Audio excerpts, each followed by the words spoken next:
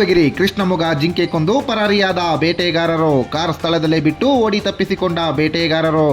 ಹೌದು, ಮಧುಗಿರಿ ತಾಲೂಕಿನ ಕೊಡಿಗೇನಹಳ್ಳಿ ಹೋಬಳಿಯ ಶ್ರಾವಣನಹಳ್ಳಿ ಬಳಿ ಮಧ್ಯರಾತ್ರಿ ಸುಮಾರು 12:30 ಸಮಯದಲ್ಲಿ ಅರಣ್ಯ ಇಲಾಖೆಯ ಸಿಬ್ಬಂದಿಗಳು ಗಸ್ತು ನಡೆಸುವ ಸಮಯದಲ್ಲಿ ಟಾಟಾ ಕ್ವಾಲಿಸ್ ಕಾರು ವೇಗವಾಗಿ ಹೋಗುವುದನ್ನು ಕಂಡ ಅರಣ್ಯ ಇಲಾಖೆಯ ಸಿಬ್ಬಂದಿಗಳು ಅದನ್ನು ತಡೆದು ಪರೀಕ್ಷಿಸಲು ಹೋದಾಗ ಕಾರು ನಿಲ್ಲಿಸದ ಕಾರಣ ಕಾರು ವೇಗವಾಗಿ ಹೋಗುವುದನ್ನು ನೋಡಿ ಸಿಬ್ಬಂದಿಗಳಿಗೆ ಅನುಮಾನ ಬಂದು ಬಾಲಿಸಿಕೊಂಡು ಹೋದಾಗ ಕಾರು PWD ಬೋರ್ಡಿಗೆ ಡಿಕ್ಕಿ ಹೊಡೆದ ಪರಿಣಾಮ ಕಾರು ಸ್ಥಳದಲ್ಲೇ ಬಿಟ್ಟು 3 ಜನ ತಪ್ಪಿಸಿಕೊಂಡು ಹೋಗಿದ್ದಾರೆ. ನಂತರ ಕಾರು ಪರಿಶೀಲಿಸಿದಾಗ ಕೃಷ್ಣಮೊಗ, ಮೊಲ, ಏರ್ಗನ್, ಟಾರ್ಚ್ಗಳು ಸಿಕ್ಕಿವೆ. ಅರಣ್ಯ ಇಲಾಖೆಯ ಸಿಬ್ಬಂದಿಗಳು ವಲಯ ಅರಣ್ಯ ಅಧಿಕಾರಿಗಳಿಗೆ ಮಾಹಿತಿ ನೀಡಿದ್ದಾರೆ. ತಕ್ಷಣ ಅಧಿಕಾರಿಗಳು ಸ್ಥಳಕ್ಕೆ ಧಾವಿಸಿ ಕಾರನ್ನು ವಶಕ್ಕೆ ಪಡೆದುಕೊಂಡು ತನಿಖೆ ಆರಂಭಿಸಿ ಪ್ರಕರಣ ದಾಖಲಿಸಿಕೊಂಡಿದ್ದಾರೆ.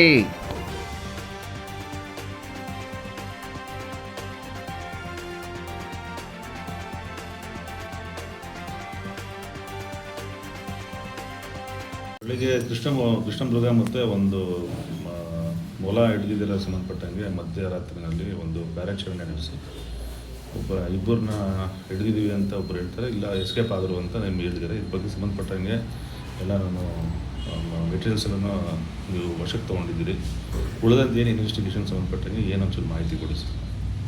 ಅದೇ ನಿನ್ನೆ ನಮ್ಮ ಮಧುಗಿರಿ ವಲಯದ ಜಯಮಂಗಲಿ ಕೃಷ್ಣ ಮೃಗಧಾಮ ಇದೆಯಲ್ಲ, ಅಲ್ಲಿ ನಮ್ಮ ಮೈದನಹಳ್ಳಿ ಗಸ್ತು ಅನ್ನೋ ಪ್ರದೇಶದಲ್ಲಿ ರಾತ್ರಿ ನಮ್ಮ ಸಿಬ್ಬಂದಿ ವರ್ಗದವರು ಗಸ್ತು ಮಾಡಬೇಕಾದ್ರೆ ಒಂದು ಟಾಟಾ ಕ್ವಾಲಿಸ್ ವೆಹಿಕಲ್ಲು ಫಾಸ್ಟಾಗಿ ಮೂವ್ ಆಗಿದೆ ಅಲ್ಲಿ.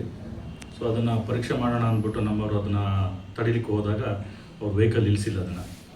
ಅವರು ವೆಹಿಕಲ್ಲು ಮುಂದೆ ಫಾಸ್ಟಾಗಿ ಹೋದಾಗ ಇವ್ರಿಗೆ ಅನುಮಾನ ಬಂದಿದೆ. ಹಿಂದ್ಗಡೆನೇ ನಮ್ಮ ಸ್ಟಾಫ್ ಅದನ್ನು ಹಿಂಬಾಲಿಸ್ಕೊಂಡು ಹೋಗಿದ್ದಾರೆ.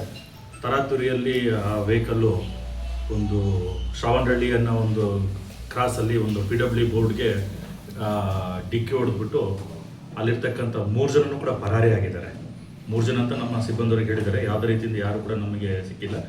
ಕೊನೆಗೆ ಅದನ್ನು ಪರಿಶೀಲನೆ ಮಾಡಿದಾಗ K45M0050 ಅಂದ್ಬಿಟ್ಟು ಟಾಟಾ ಕ್ವಾಲಿಸ್ ವೆಹಿಕಲ್ ಆಗಿರ್ತದೆ. ಅದನ್ನು ಮತ್ತೆ ಕೂಲಂಕಷವಾಗಿ ಪರಿಶೀಲನೆ ಮಾಡಿದಾಗ ನಮ್ಮ ಸಿಬ್ಬಂದಿಯವರಿಗೆ ಒಳಗಡೆ ಅಲ್ಲಿ ಕೃಷ್ಣಮೃಗ ಮತ್ತು 2 ಮಲಗಳು ಕೂಡ ಸಿಕ್ಕಿದೆ. ಅದನ್ನು ಸೊ ಅದ್ರ ಜೊತೆ ಒಂದು ಮಲ ಸಿಕ್ಕಿದೆ, ಒಂದು ಕೃಷ್ಣಮೃಗ, ಒಂದು ಮಲ ಸಿಕ್ಕಿದೆ.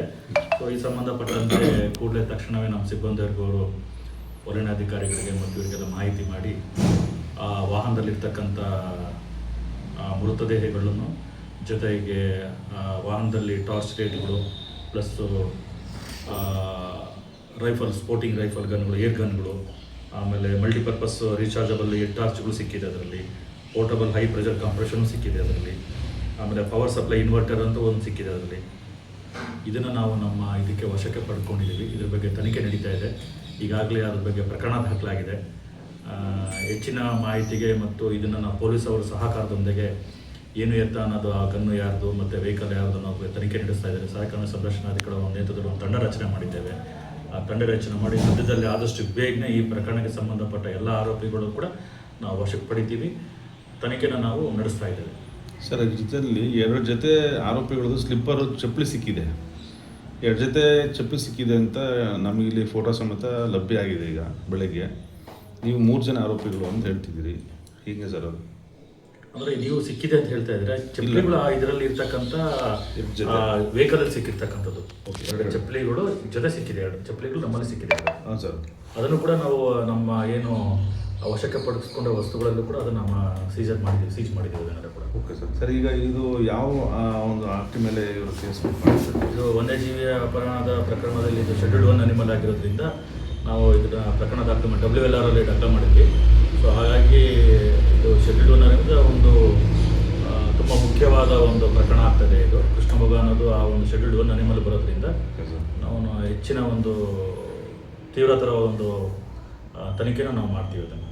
ಸೊ ಮುಂದುವರೆದು ಮೋಸ್ಟ್ಲಿ ಇದು ನಮ್ಮಲ್ಲಿ ಏನಾಗಿದೆ ಅಂತಂದರೆ, ನಮ್ಮ ಮಧುಗಿರಿಯಲ್ಲಿ ಕೃಷ್ಣಮೃಗಗಳ ಸಂಖ್ಯೆ ಇತ್ತೀಚೆಗೆ ಸ್ವಲ್ಪ ಜಾಸ್ತಿ ಆಗ್ತಾಯಿದೆ. ಮತ್ತು ಅವು ಸಂಚಾರ ಮಾಡುವಂಥ ಒಂದು ಸರ್ಕಮ್ಟೆನ್ಸು ಏರಿಯಾನು ನಮಗೆ ಸಾಲದ ಬರ್ತಾಯಿದೆ. ಮತ್ತು ಇದನ್ನು ವೀಕ್ಷಣೆ ಮಾಡೋದಕ್ಕೆ ಸಮೇತ ಸುಮಾರು ಜನ ಅಲ್ಲಿ ಬರೋದು, ಹೋಗೋದು, ವೆಹಿಕಲ್ ತರೋದು, ರಾತ್ರಿ ನಿಲ್ಲಿಸ್ಕೊಳ್ಳೋದು, ಶೂಟಿಂಗ್ ಮಾಡ್ತೀವಿ ಅಂತಾರೆ. ಇನ್ನು ಕೆಲವರು ನೋಡೋಕ್ಕೆ ಬಂದಿದ್ದೀವಿ ಅಂತ ಹೇಳ್ತಾರೆ, ಕೆಲವರು ರಾತ್ರಿ ಅಲ್ಲೇ ಹುಡುಕೋತಾರೆ. ಈ ಸಫಾರೀಸ್ನ ಸಂಜೆ ಹೊತ್ತಲ್ಲಿ ನೀವು ಯಾಕೆ ನಿಲ್ಲಿಸೋದಲ್ಲ, ರಾತ್ರಿ ಹೊತ್ತಲ್ಲಿ ಅಲ್ಲಿ ಓಡಾಡೋದಕ್ಕೆ ಅವಕಾಶ ಕೊಟ್ಬಿಟ್ಟು ಮಾಡಿದಾಗ ಇಂಥವೆಲ್ಲ ಆಗ್ತವೆ ಅನ್ನೋದು ಸಾರ್ವಜನಿಕರ ಆರೋಪ ಇದೆ. ಈ ಕೃಷ್ಣಮೃಗಗಳ ಉಳಿವಿಗೋಸ್ಕರ ಈ ಥರ ಎಲ್ಲ ಸಮಸ್ಯೆಗಳು ಈಗ ಇದೊಂದು ಘಟನೆ ಅದು ನಿಮಗೆ ಪಾಠ ಆಗ್ಬೋದು. ಇಂಥ ಪ್ರಾಣಿಗಳನ್ನ ಉಳಿಸೋದಕ್ಕೆ ಈ ಒಂದು ಘಟನೆಯಿಂದ ಮುಂದೆ ಏನು ಕ್ರಮ ತಗೋಬೇಕು ಅಂತಿದ್ರೆ? ಖಂಡಿತವಾಗ್ಲೂ ತಾವು ಹೇಳಿದ ರೀತಿಯಲ್ಲಿ ನಾವು ಯಾವುದೇ ರೀತಿಯಾದ ಅಧಿಕೃತವಾಗಿರ್ತಕ್ಕಂಥ ಸಫಾರಿ ಯಾವುದು ಕೂಡ ನಾವು ಮಾಡ್ತಾ ಇಲ್ಲ ಇಲ್ಲಿ. So is a conservation reserve ಆಗಿದೆ ಅದು ಕೃಷ್ಣಮೃಗ ವನ್ಯಧಾಮ ಅದು. ಸೊ ಇಲ್ಲೇನಾಗ್ತಾ ಇದೆ ಅಂತಂದರೆ ಇತ್ತೀಚೆಗೆ ನಾವು ಯೋಜನೆಯಲ್ಲೂ ಕೂಡ ಅದು ಗ್ರಾಸ್ ಲ್ಯಾಂಡ್ ಮ್ಯಾನೇಜ್ಮೆಂಟ್ ಆಗಿರ್ಬೋದು ಅಥವಾ ಈ ಥರ ಒಂದು ಸಂರಕ್ಷಣೆಗೋಸ್ಕರ ವಿವಿಧ ಒಂದು ಅಭಿವೃದ್ಧಿ ಕಾರ್ಯಕ್ರಮಗಳನ್ನು ಕೂಡ ಒಂದು ವಿಸ್ತೃತವಾದ ಒಂದು ವರದಿನೂ ಸಿದ್ಧಪಡಿಸಿದ್ವಿ. ಅದನ್ನು ರಕ್ಷಣೆಗೋಸ್ಕರ ನಾವು ಸದ್ಯದಲ್ಲೇ ಒಂದು ಡಿಟೇಲ್ಡ್ DPR ಕೂಡ ಸಬ್ಮಿಟ್ ಮಾಡ್ತಾ ಇದ್ವಿ ನಮ್ಮ ಸರ್ಕಾರಕ್ಕೆ. ಅದನ್ನು ಅನುಮೋದನೆ ಆದಂಥ ಎಲ್ಲ ರೀತಿಯಿಂದ ಅದನ್ನು ರಕ್ಷಣೆಯ ಕ್ರಮಗಳು ನಾವು ಕೈಗೊಳ್ತೇವೆ. ಅದೇ ರೀತಿಯ ಈ ಒಂದು ನಮ್ಮ ಕನ್ಸರ್ವೇಷನ್ ರಿಸರ್ವ್ ಬಿಟ್ಬಿಟ್ಟು ಹೊರಗಡೆ ರೈತಾಪಿ ಹೊಲಗಳಿರ್ತಕ್ಕಂಥ ಒಂದು ಮಾತಾಡ್ತಿರಲ್ಲ, ಸರ್ವಸಾಮಾನ್ಯವಾಗಿ ಅಕ್ಕಪಕ್ಕ ಜಮೀನುಗಳಲ್ಲಿ ಇರ್ತಕ್ಕಂಥದ್ದು ಹೋಗ್ತಾ ಇರ್ತದೆ. ಈಗ ಅಲ್ಲಿರ್ತಕ್ಕಂಥ ರಸ್ತೆ ಮತ್ತು ಜನಗಳು ಓಡಾಡ್ತಕ್ಕಂಥ ಹಳ್ಳಿಗಳಲ್ಲಿ ಇದನ್ನು ನಾವು ಯಾವುದಕ್ಕೆ ತಡಿಲಿಕ್ಕೆ ಆಗೋದಿಲ್ಲ. ಇದಿರ್ತದೆ, ಜನಗಳು ಕೂಡ ಇದ್ರ ಬಗ್ಗೆ ಹೆಚ್ಚಿನ ಸುಮಾರು ಜನ ಪರ್ಮಿಷನ್ ತಗೊಂಡು ಹೋಗೋದು, ಡ್ರಿಂಕ್ಸ್ ಮಾಡೋದು, ಪಾರ್ಟಿಗಳು ಮಾಡೋದು ಎಲ್ಲ ಅಧಿಕೃತವಾಗಿರ್ತಕ್ಕಂಥ ನಮ್ಮ ಕಡೆಯಿಂದ ಅಲ್ಲಿ ಆ ಸ್ಯಾಂಕ್ಚುರಿ ಒಳಗಡೆ ಯಾವುದೇ ರೀತಿಯಾದಂಥ ನಾವು ಪರವಾನಗಿ ಕೊಟ್ಟಿರೋದಿಲ್ಲ, ಅವ್ರಿಗೆ ಹೋಗಿ ಉಳ್ಕೊಳ್ಳಿಕ್ಕೂ ಕೂಡ ಕೊಡೋದಿಲ್ಲ. ನಾವು ಅಲ್ಲಿರ್ತಕ್ಕಂಥ ಒಂದು ವ್ಯವಸ್ಥೆ ಏನಪ್ಪ ಅಂತಂದರೆ ಆ್ಯಂಟಿ ಪೋಚಿಂಗ್ ಕ್ಯಾಂಪ್ ಇದೆ ಒಂದು, ಅಲ್ಲಿರ್ತಕ್ಕಂಥ ಸಿಬ್ಬಂದಿಯವ್ರಿಗೆ ಹೋದರೂ ಉಳ್ಕೊಳ್ಳೋಕ್ಕೆ ಅಂತ ಇದೆ ವಿನಃ ಅದು ಯಾರೇ ರೀತಿಯಿಂದ ಅದೊಂದು ವೈಲ್ಡ್ ಲೈಫ್ ಸ್ಯಾಂಕ್ಚುರಿ ಒಳಗಡೆ ಮತ್ತು ಬೇರೆ ರೀತಿಯಿಂದ ನಾವು ಯಾವುದೋ ಉಳ್ಕೊಳ್ಳೋಕ್ಕೆ ಅಧಿಕೃತವಾಗಿ ಯಾರಿಗೂ ನಾವು ಪರವಾನಗಿ ಕೊಡೋದಿಲ್ಲ ನಾವು. ಸೊ ಇಟ್ಸ್ ಸಂರಕ್ಷಣಾ ಪ್ರದೇಶ ಅದು. ಸರ್, ಇನ್ನೊಂದು ರಿಕ್ವೆಸ್ಟು, ನಮ್ಮ ಹೊರಗಿನ ತಾಲೂಕಲ್ಲಿ ಕೃಷ್ಣ ಮೃಗ ವನ್ಯಧಾಮ ಒಂದಿದೆ, ಕರಡಿ ಧಾಮ ಅಂತ ಒಂದಿದೆ. ಎರಡನ್ನೂ ಭಾಳ ಮುಖ್ಯವಾಗಿರ್ತಕ್ಕಂಥ ಒಂದು ಪ್ರದೇಶಗಳು. ಆದರೆ ನಮ್ಮ ಅರಣ್ಯ ಇಲಾಖೆಯಲ್ಲಿ ಸಿಬ್ಬಂದಿಗೆ ಕೊರತೆ ಮತ್ತು ಅವ್ರಿಗೆ ಬೇಕಾಗಿರುವಂಥ ಮೆಟೀರಿಯಲ್ಸ್ ಸಂಬಂಧಪಟ್ಟಂಗೆ, ಅವ್ರಿಗೆ ವಾಚಿಂಗ್ ಸಂಬಂಧಪಟ್ಟಂಗೆ ವೆಹಿಕಲ್ಸ್ ವಿಚಾರದಲ್ಲಿ ಸ್ವಲ್ಪ ಕೊರತೆ ಇದೆ ಅನ್ನೋದು ನಮ್ಮ ಗಮನಕ್ಕೆ ಬಂದಿದೆ. ಸಿಬ್ಬಂದಿಗಳ ಕೊರತೆ ನೀಗಿಸೋದಕ್ಕೆ ಏನಾದರೂ ಕ್ರಮ ತಗೋತೀರಾ? ಇಲ್ಲ, ಖಂಡಿತವಾಗ್ಲೂ ನಾವು ಹೇಳಿದ್ದು ಬಹುಮುಖ್ಯವಾದ ವಿಚಾರ ಇದು. ನಮಗೆ ಈಗ ಅಗತ್ಯಕ್ಕೆ ತಕ್ಕಂತೆ ನಮ್ಮ ಸಿಬ್ಬಂದಿ ವರ್ಗದನ್ನು ನಾವು ಯೋಜನೆಗಳು ರೂಪಿಸ್ಕೊಂಡು ಅದನ್ನು ಏನು ಪೆಟ್ರೋಲಿಂಗ್ ಸ್ಟಾಫ್ ಅಂತ ನಾವು ಹೊರಗುತ್ತಿಗೆ ನೌಕರ ಮೇಲೆ ತೊಗೊಂಡಿದ್ದೀವಿ. ನಮ್ಮ ಸ್ಟಾಫ್ ಕೂಡ ಹೆಚ್ಚಿನದಲ್ಲಿ ಇರ್ತಕ್ಕಂಥ ಲಭ್ಯತೆ ಸ್ಟಾಫನ್ನು ಕೂಡ ನಾವು ಅಲಾಟ್ ಮಾಡಿಬಿಟ್ಟು ಇದನ್ನು ರಕ್ಷಣಾ ಕ್ರಮಗಳನ್ನು ಕೈಗೊಳ್ತಾ ಇದ್ದೀವಿ ನಾವು ಅದನ್ನು. ಸೊ ಇನ್ನು ಮುಂದಿನ ದಿನಗಳಲ್ಲಿ ಒಂದು KMRC ಯೋಜನೆಯಲ್ಲೂ ಕೂಡ ನಾವು ಅದರ ಬಗ್ಗೆ ವಿಸ್ತೃತವಾದ ಒಂದು ಪ್ರಾಜೆಕ್ಟ್ ರಿಪೋರ್ಟ್ ಮಾಡಿ ಅಲ್ಲಿ ಹೆಚ್ಚಿನ ಅನುದಾನವನ್ನು ಕೂಡ ಬೇಡಿಕೆ ಇಟ್ಟಿದ್ದೀವಿ. ನಾವು ಅದನ್ನು ಖಂಡಿತವಾಗ್ಲೂ ರಕ್ಷಣೆ ಎಲ್ಲ ಕ್ರಮಗಳನ್ನು ಇಲಾಖೆ ಮಾಡುತ್ತೆ. ಖಂಡಿತವಾಗ್ಲೂ ರಕ್ಷಣೆ ಕ್ರಮಗಳನ್ನು ನಾವು ನಮ್ಮ ಸಿಬ್ಬಂದಿಗಳು ಸೇರಿಸಿಟ್ಟು ಮಾಡ್ತೀವಿ. ಅದನ್ನು ಸರ್, ಇನ್ನೊಂದು ರಿಕ್ವೆಸ್ಟ್ ಲಾಸ್ಟು, ನಮ್ಮ ಕೃಷ್ಣಮೃಗ ವನ್ಯಧಾಮದ ಸುತ್ತಲೂ ಹೋಗುವಂಥ ರಸ್ತೆಗಳಲ್ಲಿ ಈ ಒಂದು ಪ್ರಾಣಿನ ಬೇಟೆಯಾಡಿದ್ರೆ ಏನು ಶಿಕ್ಷೆ ಇದೆ ಇನ್ನೋದ್ರ ಬಗ್ಗೆ ಒಂದು ನಾಮಫಲಕಗಳನ್ನು ಬರೆಸಿ ಹಾಕ್ಸಿದ್ರೆ ಹೋಗೋರಿಗೆ ಬರೋರಿಗೆ ಜಾಗೃತಿ ಮೂಡಿಸುತ್ತೆ ಅನ್ನೋದೊಂದು ಸಾರ್ವಜನಿಕರದ ಅಭಿಪ್ರಾಯ ಇದೆ. ಅದಕ್ಕೆ ಸಂಬಂಧಪಟ್ಟಂಗೆ ಒಂದು ನಾಮಫಲಕಗಳು ಅಲ್ಲಿಲ್ಲ. ಒಂದು ಕೃಷ್ಣಮೃಗ ವನ್ಯಧಾಮಕ್ಕೆ ಹೋಗೋಕ್ಕೆ ದಾರಿ ಅಂತ ಒಂದು ಬೋರ್ಡ್ ಬಿಟ್ಟರೆ ಎಲ್ಲಿ ಗಿರಿಗಾಡನಲ್ಲಿ ಬಿಟ್ಟು ಮುಂದೆಗಡೆ ಕಾಸಲ್ಲಿ, ಇನ್ನು ಉಳಿದಂತೆ ಯಾವ ರೀತಿಯಿಂದ ಜಾಗೃತಿಯಾದಂಥ ಫಲಕಗಳು ಇಲ್ಲ. ಬರೋವಂಥವ್ರಿಗೆ ನೋಡಿದಾಗ ಅದು ತೀಟೆ ಮಾಡಬೇಕು, ಆ ಪ್ರಾಣಿಗಳಿಗೆ ತೊಂದರೆ ಕೊಡಬೇಕು ಅನ್ನೋವಂಥವ್ರು ಜಾಸ್ತಿ ಇರ್ತಾರೆ. ಇಂಥವ್ರು ಫೋಟೋ ತೆಗೆದುಕೊಂಡಾಗ ತೊಂದರೆ ಕೊಡ್ತಾರೆ. ಇಂಥ ಬೇಟೆಗಾರರು ಇದು ಪ್ರೊಫೆಷ್ನಲ್ ಬೇಟೆಗಾರರು ಇವರು. ಯಾಕೆಂತಂದರೆ ಗೈರ್ಜನ್ ಸಮೇತ ಬಂದಿದ್ದಾರೆ ಅಂತಂದರೆ ಇವರು ಬೇಟೆಗಾರರೇ, ಬೇಟೆ ಆಡಲಿಕ್ಕೆ ಬಂದಿದ್ದಾರೆ ಅನ್ನೋದು ಇರ್ತದೆ.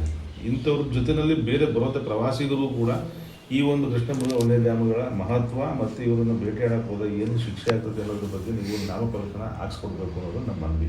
ಖಂಡಿತವಾಗ್ಲು ತಮ್ಮ ಹೇಳಿದಂಗೆ ಇದನ್ನೊಂದು ಈಗಾಗಲೇ ಕ್ರಮ ಕೈಗೊಂಡಿದ್ವಿ. ಸದ್ಯದಲ್ಲೇ ಇನ್ನು ಸ್ವಲ್ಪ ದಿನದೊಳಗಡೆ ನಾವು ಅದು ನಾಮಫಲಕ ಮತ್ತು ಯಾವುದೋ ಈ ಶಿಕ್ಷೆಯ ಸಂಬಂಧಪಟ್ಟಂತೆ ಸಾರ್ವಜನಿಕ ತಿಳುವಳಿಕೆ ಮೂಡುವ ಸಲುವಾಗಿ ಏನೇನು ಕ್ರಮಗಳು ಬೋರ್ಡ್ ಆಗಿರ್ಬೋದು ಅಥವಾ ನೀವು ತಾವು ಹೇಳಿದಂಗೆ ಒಂದು ಮಾಹಿತಿಯನ್ನು ನಾವು ಕೂಡ ಮಾಡ್ತೀವಿ.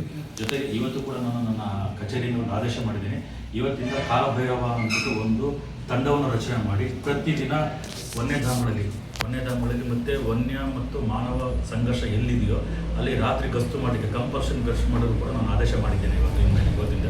ಸೊ ಹಾಗಾಗಿ ಇನ್ಮೇಲೆ ನಮ್ಮ ವನ್ಯಧಾಮಗಳಲ್ಲಿ ಮತ್ತು ಏನು ಕಾಡು ಪ್ರಾಣಿಗಳಿರ್ತಕ್ಕಂಥ ಅರಣ್ಯ ಪ್ರದೇಶಗಳಲ್ಲಿ ಸಿಬ್ಬಂದಿಯವರು ಪ್ರತಿದಿನ ಗಸ್ತು ಮಾಡಲಿಕ್ಕೆ ಕೂಡ ನಾನು ಆದೇಶ ಮಾಡಿದ್ದೇನೆ ಇದನ್ನು.